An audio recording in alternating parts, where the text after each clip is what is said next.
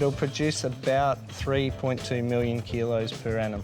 Will, this is absolutely mind-blowing. It's so beautiful. This is a variety called Tamisha. It's a truss on the vine. Once this plant comes from the nursery, it stays in here for a year, 12 months. It grows to 15 metres long. As the plant gets longer and longer, we actually are able to lower the plant down so that the bunch is ready for picking. So that's always at about chest height for the picker? Yes, yes. Amazing. And we wait until the last tomato has full colour, and that's what gives you the maximum flavour out of the tomato. And you were saying that from the process of the fruit being picked to it turning up to the consumer at the shops, very few hands have touched it. Yes. So once we pick it, then it goes straight into our pack house. It should be in the supermarket or the shop within 24 hours. What is this variety right here? Well, these are called our Tiny Toms. The smaller the tomato, the more sugar content, so the sweeter it is. And these are only 3 to 4 grams, so they're as sweet as they come. Sweet, punchy, delicious. Will, thank you so much for having us here today and for this beautiful bunch of tomatoes. It's been a beautiful day. My pleasure. We farm about 5,000 acres here and we milk about 1,200 milking cows. We want young people involved in the industry, and the only way we're going to get the young people coming through is programs like this. We had 2 applicants, both great applicants. Obviously we chose Julian. He was pretty green when he first started, didn't know much about driving some of the machinery, but he's a very knowledgeable person, very smart, and once he picked that up, it was just simple as. Big thing that's missing in the rural sector is labour and skilled labour. With the view to upskilling some people and encouraging people into the rural lifestyle, we looked at the Ag Career Start program and we thought it was a perfect fit. He's learning as he's taking every step. It's really worked out really well. I want to apply for this Gap Year program every year. Hopefully Julian after this year tells everyone how awesome it is. If you can get more and more young people into ag, it's what we need. Lucy, when she leaves here, she's going to go on and study environmental science. Tipperary Group are one of the few stations in the Northern Territory which employs a rangelands and environment manager to look after the conservation side of what we do here. So that really fits together with what Lucy's skill set is going to be eventually. It's been a really good fit to be able to match Lucy into that conservation and environment program that we do on Tipperary. I personally think that education is the biggest gift you can give. Definitely recommend the program to other farmers. You've got nothing to lose and you've got more to gain.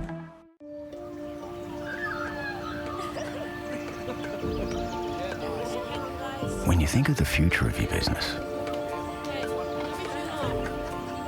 what is it that you hope for? I'm just going to start the air. Ways to grow? Ways to be more self-reliant?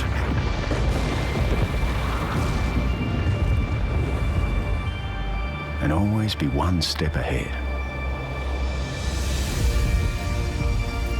Are you looking for a partner with solutions to complex business problems?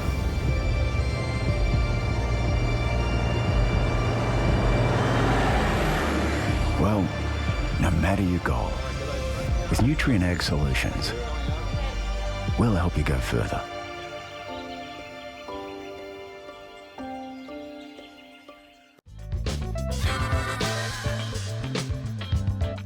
Australia is recognised around the world for the quality of our wool. And while we love the feeling of wearing it, most of us have no real understanding of the technology and innovation that goes into producing this beautiful fibre. Well, today that's going to change.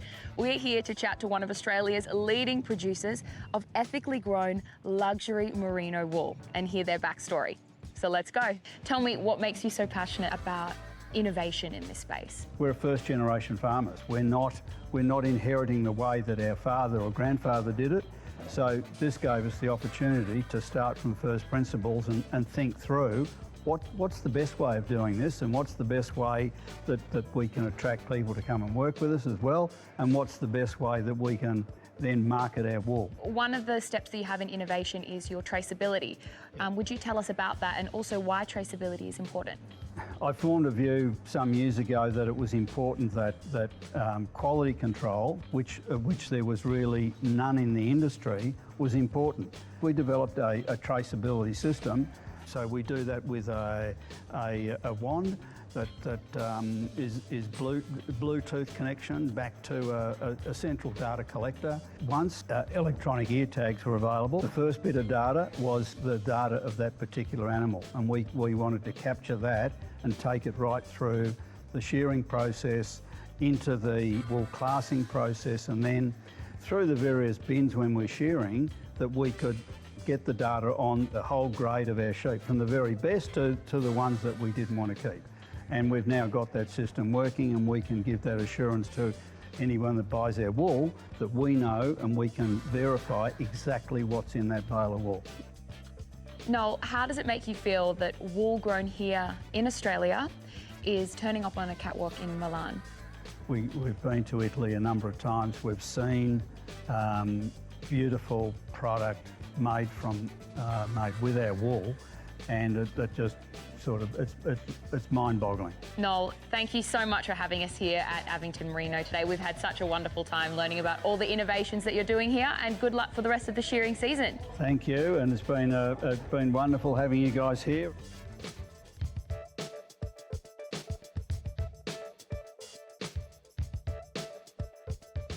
Learning about the lemons and the cotton has just been so interesting.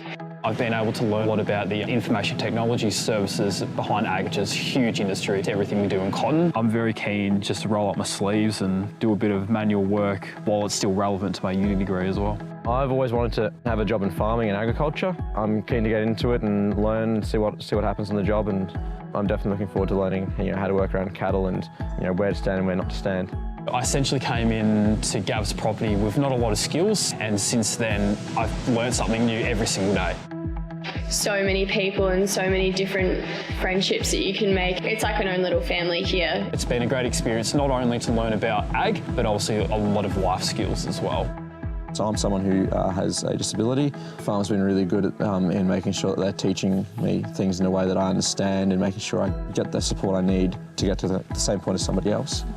I'm hoping that my time here will kind of give me a bit of first-hand insight into living on the land, and I can use this knowledge that I learn here and apply it when I'm doing uni. Leaving your life behind at uni and away from where you grew up, first couple of weeks was a little bit hard, but it's been great. You don't look back. Ultimately, I find everything very, very rewarding and fun.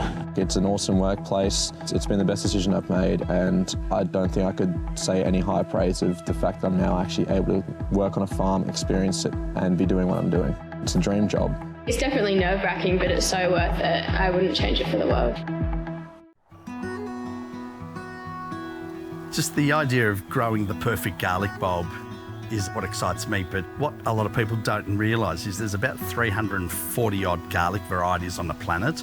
We're commercialising about 7 garlic varieties here in Australia and still experimenting with several others. In Australia, we just treat garlic as garlic, whereas overseas they will have actually garlic for specific dishes and purposes. My name's Nick Diamantopoulos. I'm the CEO of Australian Garlic Producers. So I produce fresh garlic bulbs. We grow in several locations. We supply the major supermarkets, and now we've also ventured into producing super garlic, a range of dietary supplements with 100% Australian garlic oil that provides targeted support for general health and well-being. There's so many benefits in this humble little plant, and I really feel that we've captured them all in this wonderful little soft gel supplement. It's Australian made and Australian grown, and there's no other garlic supplement on the shelf today anywhere in the world, let alone in Australia, with full traceability back to the field, the variety, the location. If you're developing a medicinal product, I think it's important for the consumers to know that what they're ingesting is safe, it's got full traceability, and it's grown in a clean, green environment that's absolutely safe to take. So in our garlic collection, we've got about 292 different garlic varieties. And what we've tried to do, we've actually tried to pick the best garlic varieties specifically for each of these garlic supplement products. In the Super Garlic product range, we've created 4 products, starting with general health and wellbeing. We've also got congestion relief, immune support, and finally we've also created the cardio and heart health. Well, I use Nick's garlic every day in almost all of my cooking. I love using this garlic because I know that it comes from here, from our environment, from the water of the Murray River. It's clean, it's green. It is almost as if Nick's passion oozes out of the garlic itself. It is very important for consumers to engage and support Australian-made products. You get something directly from producers and it creates jobs and it creates communities. So Australians are very innovative and, you know, we've been farming now for many, many years. We need new industries to help our growers diversify, and by Australians buying more Australian products, it means that growers can actually diversify and grow more, which means we create a lot more jobs in the communities. We support our kids, we support the economy. If I had to describe the Super Garlic range in one word, it would be trust. Everything we do around this product is all about authenticity and traceability to create a product that's 100% Australian made and Australian grown.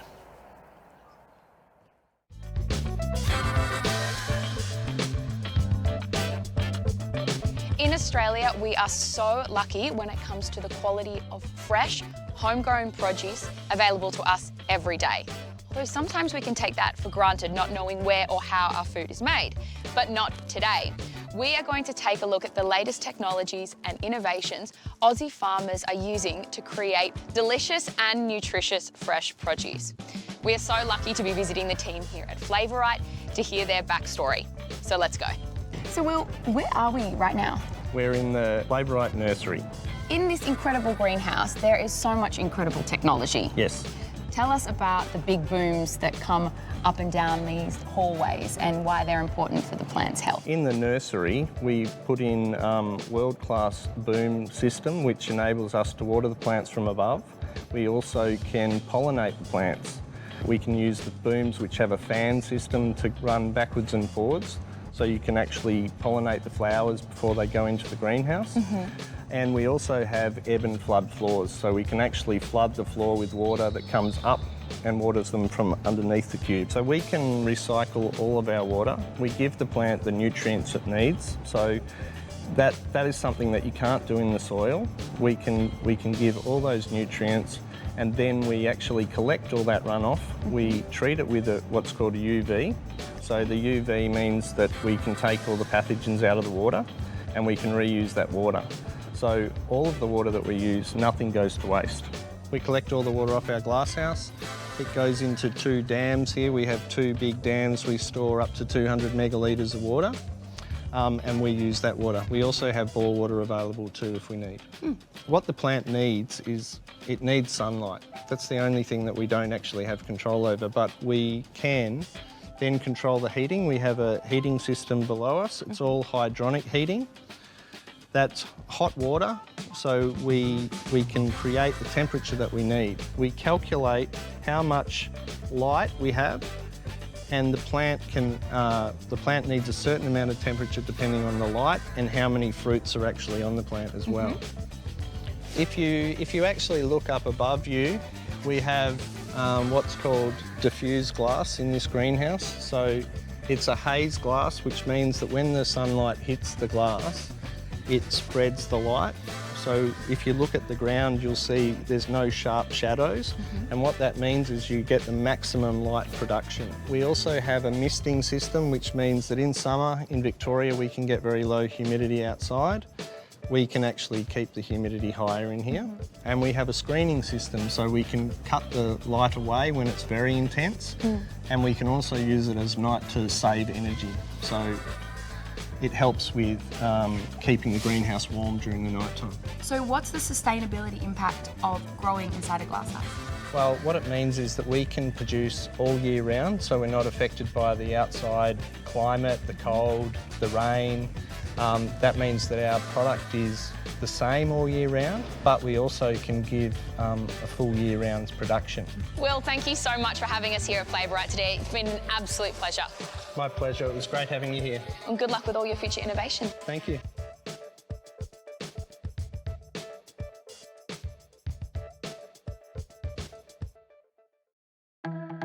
Well, I've just arrived at Tipperary Station in the Northern Territory. I flew up from Adelaide with my dad and I've just seen around the place and yeah, super excited to get started. I'm hoping that my time here will kind of give me a bit of first-hand insight into living on the land, and I can use this knowledge that I learn here and apply it when I'm doing uni. Learning about the lemons and the cotton has just been so interesting. The food is amazing. So many people and so many different friendships that you can make. It's like an own little family here. Got a bit nervous when I clicked the application button. It's definitely nerve-wracking, but it's so worth it and I wouldn't change it for the world. Go for it, 100%.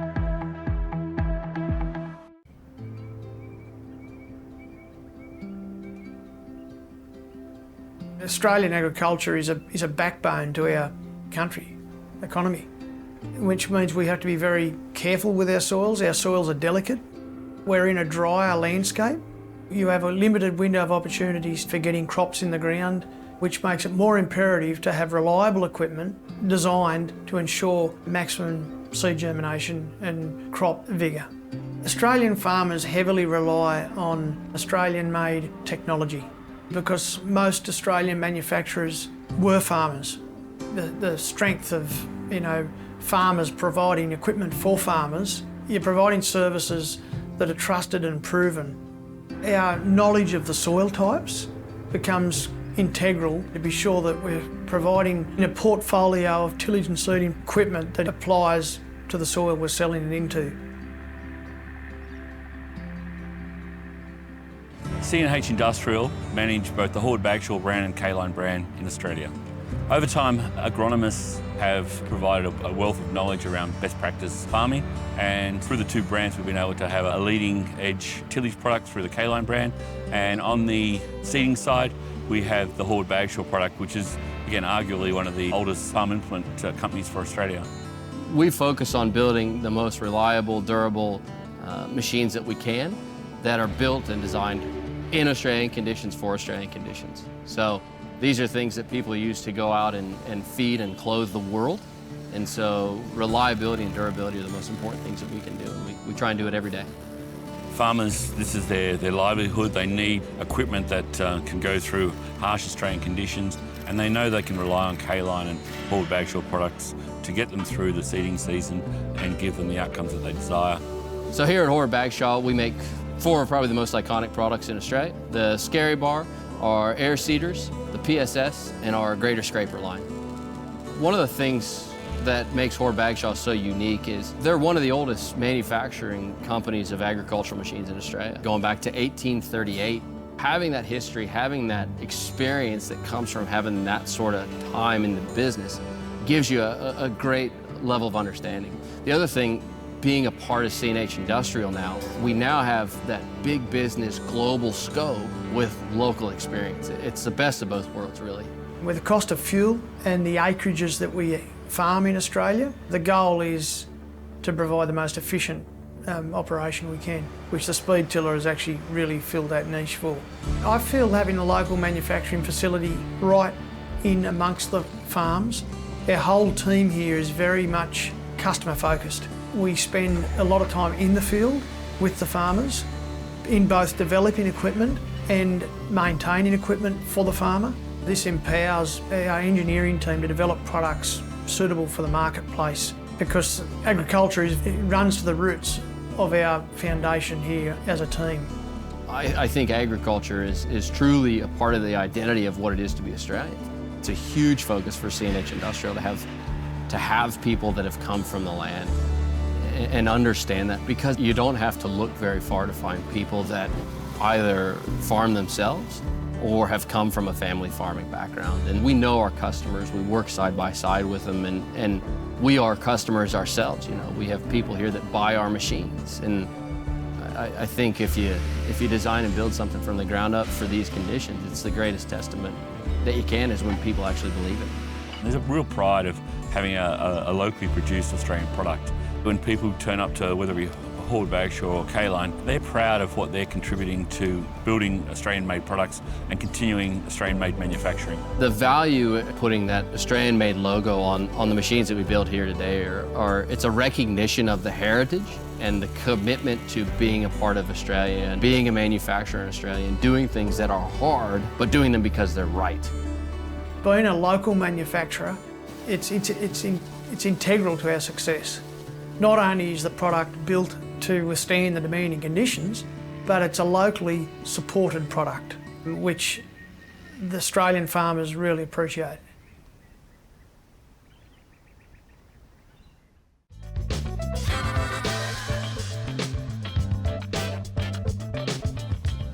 Most of us salivate at the prospect of enjoying beautiful homegrown Aussie beef. But how often do we think about where it comes from or how it's been produced? You might be surprised to hear that Australian beef farmers are some of the most innovative and efficient in the world. And today we are lucky enough to meet one of them to hear their backstory. So let's go. Mel, thank you so much for having us here at the beautiful Barfield station. Tell us about the operation that you're running here. Yep, so Barfield's situated in central Queensland. It's a family operation. We're a certified organic and EU and natural pasture-fed grassland. But we like to finish the cattle on our beautiful Lakina. We're very passionate about the whole concept of organic. So it's a natural, pasture-fed, no chemicals, no hormones, never in their life had antibiotics, and they're not ever contained for feeding, so they're always able to roam naturally. Will you speak to some of the tech that we could find here on the farm today? Sure. Look, technology is really important to us. It allows us to do things in a remote way. So this is one of our solar pumping systems. This one's pumping out of a dam up into some holding tanks, and then from the holding tanks it gets reticulated out to all sorts of different paddocks and into troughs. Solar's probably one of the most efficient and clean ways for us to pump our water. We don't require fossil fuels or electricity, so we're cutting back on our costs. This remote sensing also allows us, if we're off property, if we happen to be at one of our other properties working, we can still keep an eye on what's happening here. Mel, we're here at the Lakina crops. Tell us about what role they play in your operations here. Yeah, sure. So Lakina is probably one of the most sustainable legumes available to us. The beauty of Lakina is when our cattle are grazing in here, their methane emissions are reduced from between 20 and 40%. Wow. The woody growth of the Lakina sequesters carbon. It retains moisture in the soil, which is really good, so that helps with erosion issues and things like that. Mel, tell us about the tech that we can see behind us. Yeah, so this bit of technology here is our automated weather station. So this sends the information direct to my desktop computer. It'll alert me if I need to water the trees, if the soil moisture's dropped enough that it's time to water. For me, I love the fact that I've got some verifiable data that I can show people. Good morning, everyone, and welcome to National Ag Day. My name is Rachel McCann, and I am your moderator here at our event in Melbourne. We are gathered today by the Birrawong, or the Yarra River, in Naarm. We would like to acknowledge the traditional owners of this land, the Wurundjeri people of the Kulin Nation, and pay our respects to their elders past, present and emerging. Their continuing connection to land and sea, that they were never ceded sovereignty, and extend our welcome to all First Nations people who are joining us here today. We are so privileged to be here in person this year. In Melbourne, we are down at South Bank, so if you are in the area, please come down and say hello to everyone who is joining us on Facebook today via our live stream. Hello and welcome. Please share your love and support with us. Don't forget to share with the hashtag AgDayAU. We would love to hear from you. And also hello to everyone in Sydney. We have an event live in Sydney. You'll hear from our beautiful moderator, Kayla Evans, today, coming to us via video. We have so much to share with you today. I cannot wait for you to meet all the wonderful farmers and people that we get to share stories from and hear their stories. We have the wonderful Melanie Leather from Barfield Station joining us as our first guest. But before we get to Mel, a big shout out to our major sponsors, NBN Co, Nutrient Ag Solutions, Australian Made and Syngenta. Thank you so much. Without your support today wouldn't be possible. So I think we are ready to get Mel on. We have Mel here with us live. Hi Melanie, it's so wonderful to see you. Tell us where you are and about the operation that you're running. Hi everyone, yes, I'm in central Queensland, so situated between Banana and Theodore. Sorry, I'm just trying to centre myself there. Yeah, how's that? Not doing well centering you. Yeah, so yeah, central Queensland, it's fantastic up here. We've had a nice lot of rain, but not too much. That's good to hear. It's a lovely sunny day here in Melbourne, Mel. It's so wonderful to see you again. We had the privilege of meeting during our Backstory series where we got to come out and learn about all the incredible tech and innovation that you're running on your property so that we can connect our communities here in the city with the incredible work that you're doing out on property. Would you speak to some of the innovations that you have at Barfield Station? Sure. Look, technology is so important for us in the beef industry, and I guess in any of our agricultural industries. But certainly in the beef industry, I think we try and do as much as we can. And here on Barfield, we're using all sorts of interesting technology to, help us be a lot more efficient and productive, but also to measure and record a lot of our data that we collect. And that data is really important to our industry to help not just tell our story, but it verifies with, backs it up with verifiable evidence, and data is really important to us. So we use things like SIBO mapping, which is satellite mapping, to look at our ground cover and pasture biomass. And that's really important to us to make sure not only that we've got sufficient feed for our cattle, but that we're really protecting our environment and making sure we've always got a good body of ground cover across our soils. We use things like a lot of renewable energy. So one of our properties is 100% run by solar power. We're running something like 30 odd solar water bores. And we also have solar going into some of our other properties into our electricity grid as well. So renewable energy is really important to us. Any sort of technology that can assist us to run our property more efficiently, look after our animal, but also protect our environment.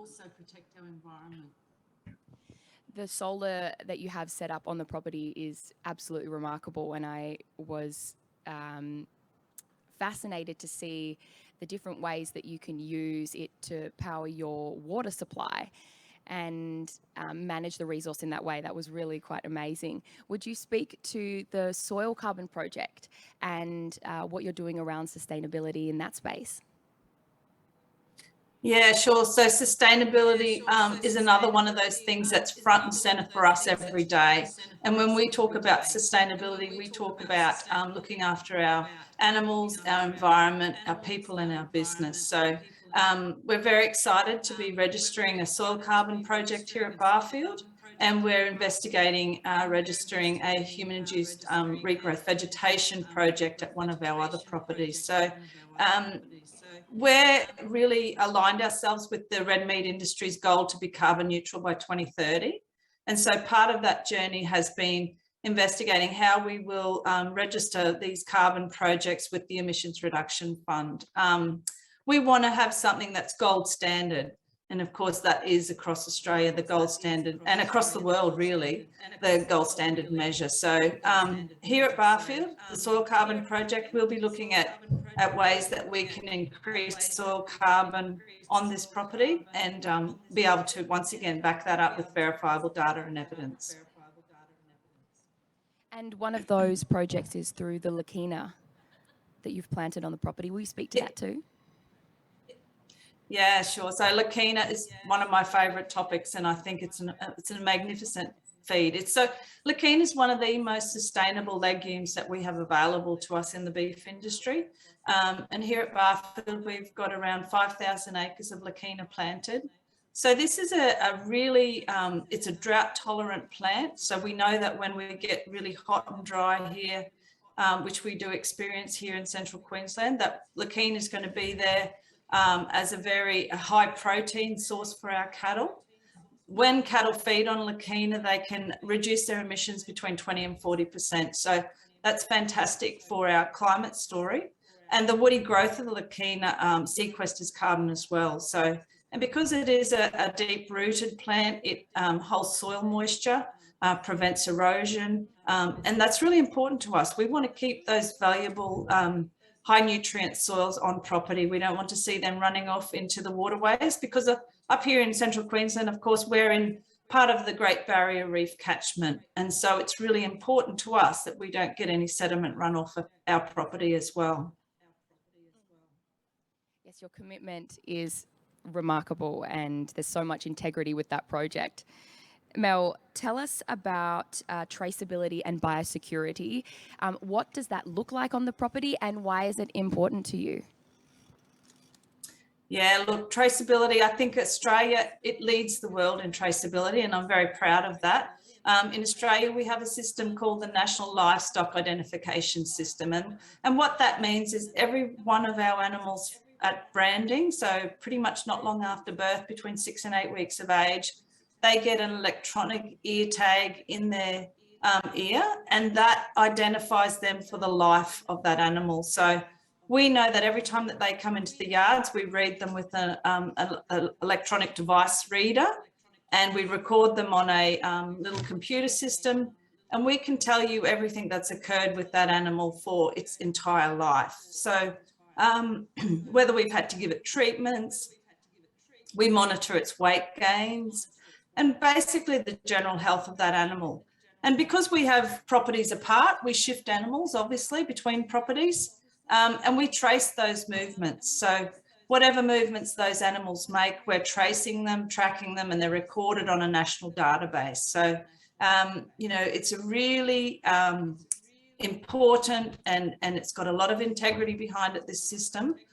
Should there be a biosecurity incursion in Australia, we will be able to know exactly the movements of any animals from our property. We'll be able to trace where they've been and what they've done. So that's really important. Should we ever have an incursion, that you know, we can move very quickly to try and contain any issues and any possible disease outbreaks. And that will be important for us to be able to return to trade quickly and provide the good quality protein that we do for the world. Mel, one of the things that I loved to hear about your property is your continuing engagement with scientists and to maintain and build the biodiversity on your property, and it's something you're really passionate about. I would love to hear about that and some of the species that you found on the property, and what you're doing to engage in a future-proofing of the land as well. Yeah, I love working with scientists, and we pretty much work with them on a daily basis, because we're running across our 3 properties, we're running a number of projects that require their expert knowledge and technical advice. So here at Barfield, we've worked with the Queensland Herbarium and looked at benchmarking our biodiversity of our animals and our plant and our flora. Animals and our flora, sorry, fauna and flora. And that was fantastic to have a whole pile of scientists on ground for a couple of weeks, counting every single flora and fauna species.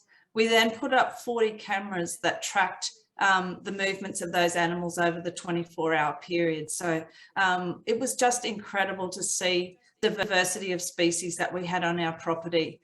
Some of our areas on Barfield ranked higher than national parks for their flora and fauna biodiversity.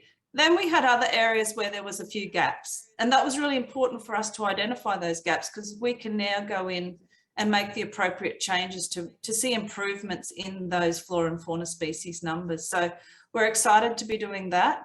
Some of our other properties, we're involved in the federal government's biodiversity remnant veg pilot, which is really looking at the remnant vegetation on one of our properties, which also happens to be a koala habitat.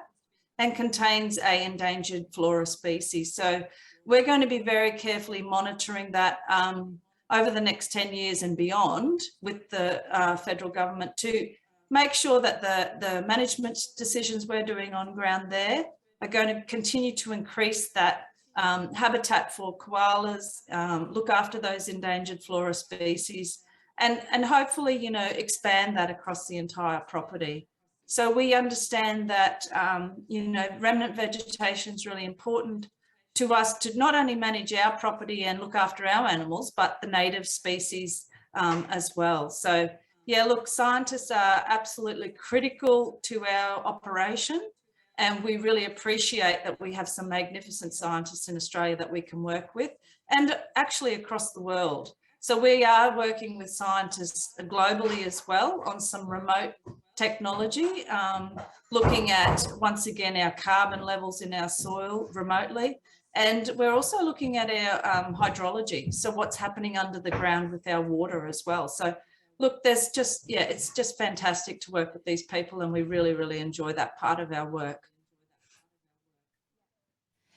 It really is a testament to the commitment of longevity on your property, combining technology together to create innovative solutions for the long term and for the planet as well.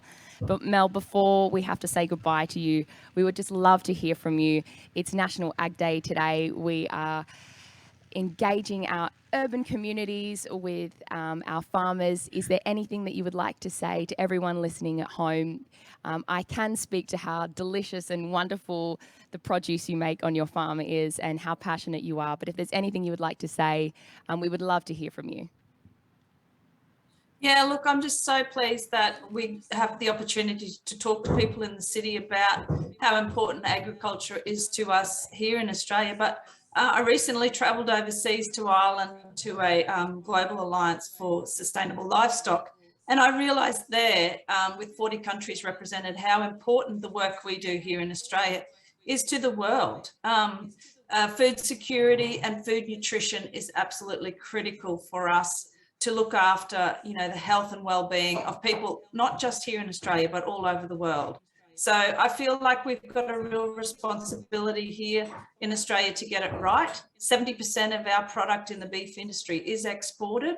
But having said that, our single biggest customer is here in Australia. So it's front and center for us that we get nice, healthy, nutritious food to the tables of Australians.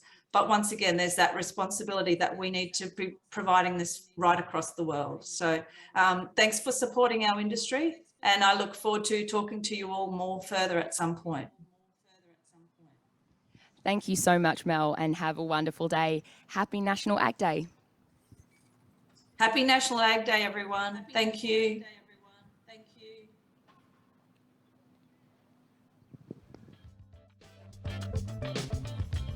Most of us salivate at the prospect of enjoying beautiful homegrown Aussie beef. But how often do we think about where it comes from or how it's been produced? You might be surprised to hear that Australian beef farmers are some of the most innovative and efficient in the world. And today we are lucky enough to meet one of them to hear their backstory. So let's go. Mel, thank you so much for having us here at the beautiful Barfield station. Tell us about the operation that you're running here. Yep, so Barfield's situated in central Queensland. It's a family operation. We're a certified organic and EU and natural pasture-fed grassland. But we like to finish the cattle on our beautiful Lakina. We're very passionate about the whole concept of organic. So it's a natural, you know, pasture-fed, no chemicals, no hormones, never in their life had antibiotics, and they're not ever contained for feeding, so they're always able to roam naturally. Will you speak to some of the tech that we could find here on the farm today? Sure. Look, technology is really important to us. It allows us to do things in a remote way. So this is one of our solar pumping systems. This one's pumping out of a dam up into some holding tanks, and then from the holding tanks it gets reticulated out to all sorts of different paddocks and into troughs. Solar's probably one of the most efficient and clean ways for us to pump our water. You know, we don't require fossil fuels or electricity, so we're cutting back on our costs. This remote sensing also allows us, if we're off property, if we happen to be at one of our other properties working, we can still keep an eye on what's happening here. Mel, we're here at the Lakina crops. Tell us about what role they play in your operations here. Yeah, sure. So Lakina is probably one of the most sustainable legumes available to us. The beauty of Lakina is when our cattle are grazing in here, their methane emissions are reduced from between 20 and 40%. Wow. The woody growth of the Lakina sequesters carbon. It retains moisture in the soil, which is really good, so that helps with erosion issues and things like that. Mel, tell us about the tech that we can see behind us. Yeah, so this bit of technology here is our automated weather station. So this sends the information direct to my desktop computer. It'll alert me if, I need to water the trees, if the soil moisture's dropped enough that, yep, it's time to water. For me, I love the fact that I've got some verifiable data that I can show people. So I'm not just telling them a story. Got to look forward to the future. How are we going to be here for the long term? And to be sustainable long term, we know we've got to look after our environment, we've got to look after our animals, and we've got to look after our people and our business. So hopefully the actions that we're taking, it will be our contribution. Mel, thank you so much for having us out here at Barfield Station today. It's been great to learn about all the tech and innovation that goes into running your property, and how about that beautiful lunch and this incredible sunset as well. Well, thanks for coming. It's been a pleasure having you here.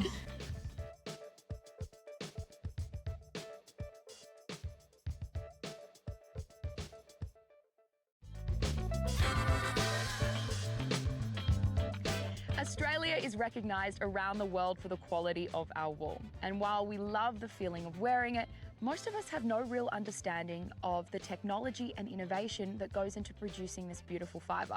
Well, today that's going to change. We're here to chat to one of Australia's leading producers of ethically grown luxury merino wool and hear their backstory. So let's go. Tell me, what makes you so passionate about innovation in this space? We're first generation farmers. We're not inheriting the way that our father or grandfather did it. So this gave us the opportunity to start from first principles and think through what's the best way of doing this, and what's the best way that we can attract people to come and work with us as well, and what's the best way that we can then market our wool. One of the steps that you have in innovation is your traceability. Would you tell us about that, and also why traceability is important? I formed a view some years ago that it was important that quality control, which there was really none in the industry, was important. We developed a traceability system. So we do that with a wand that is Bluetooth connection back to a central data collector. Once electronic ear tags were available, the first bit of data was the data of that particular animal, and we wanted to capture that and take it right through the shearing process, into the wool classing process, and then through the various bins when we're shearing, that we could get the data on the whole grade of our sheep, from the very best to the ones that we didn't want to keep. And we've now got that system working, and we can give that assurance to anyone that buys our wool that we know and we can verify exactly what's in that bale of wool. Noel, how does it make you feel that wool grown here in Australia is turning up on a catwalk in Milan? We've been to Italy a number of times. We've seen beautiful product made with our wool, and it just sort of, it's mind-boggling. Noel, thank you so much for having us here at Abington Merino today. We've had such a wonderful time learning about all the innovations that you're doing here, and good luck for the rest of the shearing season. Thank you, and it's been wonderful having you guys here.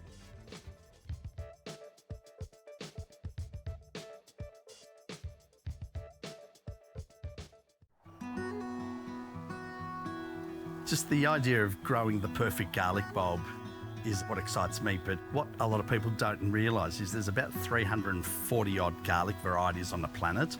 We're commercialising about 7 garlic varieties here in Australia and still experimenting with several others. In Australia, we just treat garlic as garlic, whereas overseas they will have actually garlic for specific dishes and purposes. My name's Nick Diamantopoulos. I'm the CEO of Australian Garlic Producers. So I produce fresh garlic bulbs. We grow in several locations. We supply the major supermarkets, and now we've also ventured into producing super garlic, a range of dietary supplements with 100% Australian garlic oil that provides targeted support for general health and well-being. There's so many benefits in this humble little plant, and I really feel that we've captured them all in this wonderful little soft gel supplement. It's Australian made and Australian grown, and there's no other garlic supplement on the shelf today anywhere in the world, let alone in Australia, with full traceability back to the field, the variety, the location. If you're developing a medicinal product, I think it's important for the consumers to know that what they're ingesting is safe, it's got full traceability, and it's grown in a clean, green environment that's absolutely safe to take. So in our garlic collection, we've got about 292 different garlic varieties. And what we've tried to do, we've actually tried to pick the best garlic varieties specifically for each of these garlic supplement products. In the Super Garlic product range, we've created 4 products, starting with general health and well-being. We've also got congestion relief, immune support, and finally we've also created the cardio and heart health. Well, I use Nick's garlic every day in almost all of my cooking. I love using this garlic because I know that it comes from here, from our environment, from the water of the Murray River. It's clean, it's green. It is almost as if Nick's passion oozes out of the garlic itself. It is very important for consumers to engage and support Australian-made products. You get something directly from producers, and it creates jobs, and it creates communities. So Australians are very innovative, and you know, we've been farming now for many, many years. We need new industries to help our growers diversify, and by Australians buying more Australian products, it means that growers can actually diversify and grow more, which means we create a lot more jobs in the communities. We support our kids, we support the economy. If I had to describe the Super Garlic range in one word, it would be trust. Everything we do around this product is all about authenticity and traceability to create a product that's 100% Australian made and Australian grown. Hello and welcome to National Ag Day. We are joining you live from Martin Place in Sydney. We're so excited to be here in person to celebrate our wonderful farmers who are so passionate about growing fresh fruit, fresh vegetables, providing food and fibre for all people in Australia and all over the world. My name is Kayla Evans, and as I said, joining you live from Martin Place in Sydney today. If you're in the area, you should pop on down. We've got some fantastic fresh produce to give away and some other goodies to hand out as well. But if you're joining us online, hello to you as well. We've got some fantastic interviews happening all throughout the day today, and I'm really excited to introduce you to one shortly. I would just like to acknowledge the traditional custodians of the land from which we are recording today. That is the Gadigal people of the Eora Nation, and also the traditional custodians of the lands from which you're all joining us today if you're watching on the live stream.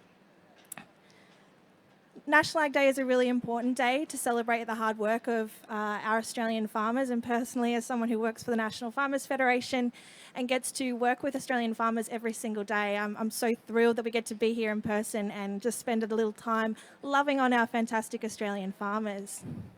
If you are celebrating Ag Day today, wherever you happen to be, make sure you post on social media, share the love. The hashtag to use today is AgDayAU, and we'd love to see what you're up to today. We're about to be joined by a fantastic Australian farmer, Allison Harker, so I'll just quickly introduce her to you now. Allison is an AICD Company Director and Australian Rural Leadership Foundation graduate. As pre-qualified chair in financial services, primary industry and government, Allison has senior positions in financial services across Australia, the United Kingdom and Asia, including as director at Merrill Lynch, Bank of America, based in Hong Kong. Alison was recently appointed statewide chair for local land services and a board director of Prime Super, National Resource Management Regions Australia, and a local farmer, most importantly. Alison is a strong advocate for capacity building and wanting to contribute back to the ag industry. Alison is now a mentor in the Diversity in Ag Leadership program and the Drought Resilience Leadership Mentoring program. Good morning, Alison. Good morning, Kayla. How are you? I'm great. I'm coming to you from finally a sunny Yass, which is Ngunnawal country. It's been quite wet there, hasn't it? It's been really wet. We've had the floods and wind and continual rain like lots of New South Wales. Yeah. Alison, start us off by telling us about your farm, first of all. Sure, we're mainly a sheep farm that raises sheep for wool production. We do some mixed farming as well and run some cattle in for pasture management. And Alison, could you tell us about how you came to find yourself being a farmer? I was really lucky to be born into a farming family. So after going away to school and spending a bit of time in a finance career, I really happily made the tree change back to our family farm and then more so into the greater agricultural primary industry sphere. Beautiful. And Alison, obviously the theme of AgDay this year is innovation. Do you want to talk to us about what innovation looks like on your farm? I think innovation is a really exciting and continuing journey. I think for many of us farmers, we really look around for innovation, talk to our colleagues, talk to industry specialists, because it's a great way of continuing to improve not only economic productivity on your farm, but environmental outcomes. So for us in our production system, we really take a very considered approach. We look at the risks and reward factors. Are they short-term? Are they long-term outcomes? How much of a change would that be to our system? You know, what's the legacy we might be leaving for our kids through making that innovative change? So I think for an example, in our production system, you know, we obviously went through a really tough drought, all of New South Wales and much of Australia.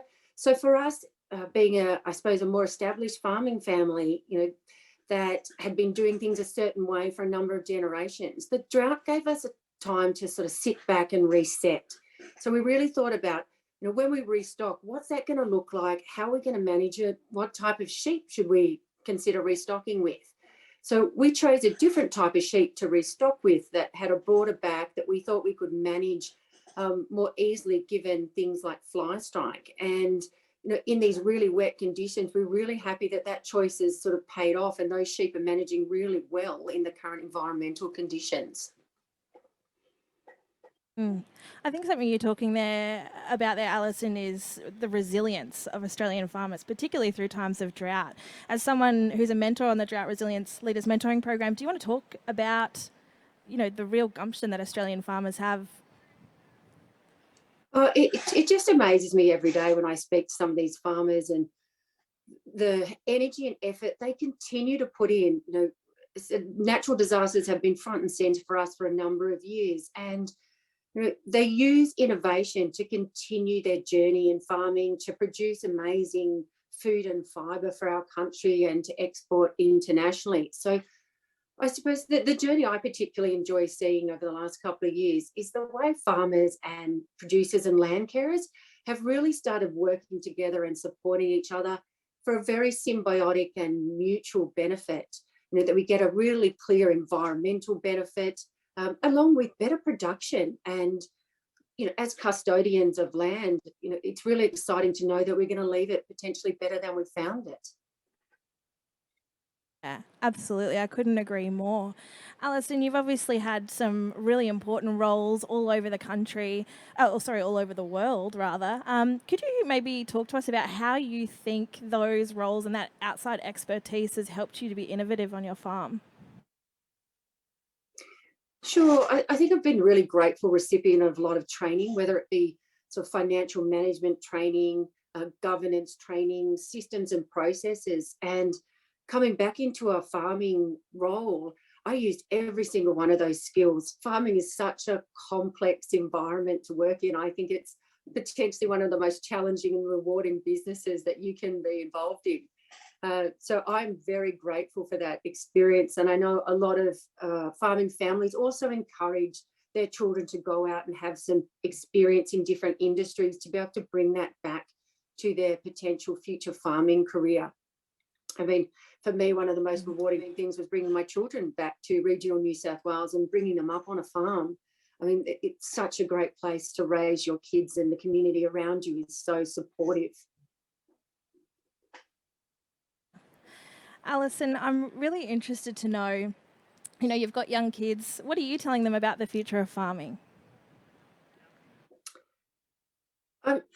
Interesting. My daughter asked me this question the other day. She said, I think I'd like to be a farmer, but I don't know if I want to do it the same way you do it now. And I said, well, that's great. You don't have to do it the same way, and I encourage you not to. So I suppose where innovation and technology come in is the next generation will do it differently. They'll think differently. And I think that's really exciting for them, that they can make primary production or whatever they want their farm or system to look like. It can be what they're trying to achieve, or what socially or environmentally, we're trying to achieve as a community. And Alison, you're on a multi-generational family farm. How do you see that innovation's changed over the times that the farm's changed hands? I think you use all the wisdom and knowledge you have in the multi-generations. You have the wisdom and depth of knowledge of the older generations, which can stop you from making repetitive mistakes.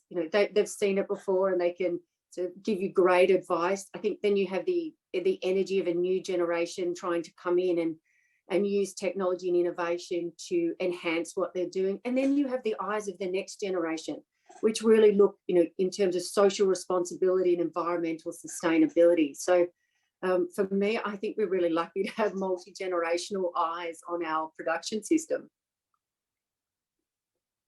Absolutely. And Alison, for people who are tuning in today, maybe tuning in because they don't know a lot about farming, what does a day in the life look like for you?